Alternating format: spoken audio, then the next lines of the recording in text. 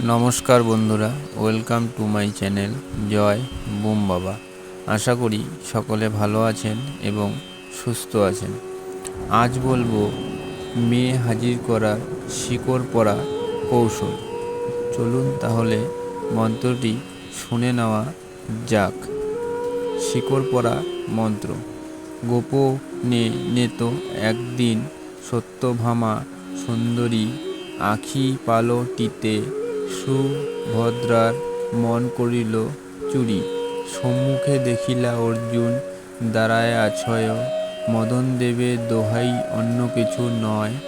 এ শিকড় পরায় উমকি বশ মানায়, উমকি চাউক মোর পানে, আমি আনি তার মন টেনে। কার আজ্ঞে? মদন দেবের আজ্ঞে। কার আজ্ঞে? রাতি দেবীর আজ্ঞে।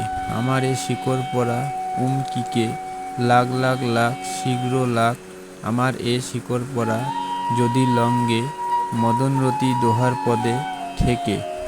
নিয়ম: বিছুটি গাছের সহিত কাটানোতে গাছ জড়াইয়া উঠিলে ওই গাছের তলায় পূর্ব দিন প্রদীপ জ্বালাইয়া রাখিবে। যদি দেখো দুইটি গাছের শিকড় একসঙ্গে আছে, তাহা হইলে ওই গাছের শিকড়ের সহিত একটি সুপারি দিবে। আর যদি দেখো দুইটি শিকড় আলাদাভাবে আছে, তবে দুইটি সুপারি দিবে। আর যদি চন্দ্রগ্রহণের সময় শিকড় সংগ্রহ করা হইয়া থাকে, তবে আর সুপারির প্রয়োজন নাই, খালি শিকড় জাগাইয়া রাখিতে হইবে।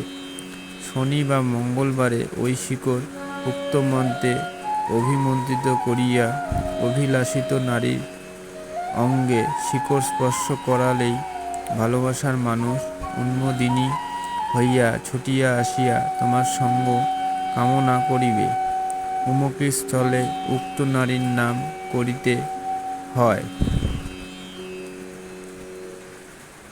তবে এই ধরনের কাজ করতে প্রথমেই গুরুর অনুমতি প্রয়োজন। অনুমতি নিতে যোগাযোগ করুন বুম বাবার সঙ্গে স্ক্রিনে দেওয়া নম্বরে হোয়াটসঅ্যাপের মাধ্যমে। তো বন্ধুরা, আজ তাহলে এতটুকুই। দেখা হবে আবার নতুন কোনো ভিডিও নিয়ে। আজকের ভিডিওটি ভালো লাগলে অবশ্যই লাইক এবং শেয়ার করবেন এবং সাবস্ক্রাইব করে আমাদের পাশে থাকবেন। ধন্যবাদ।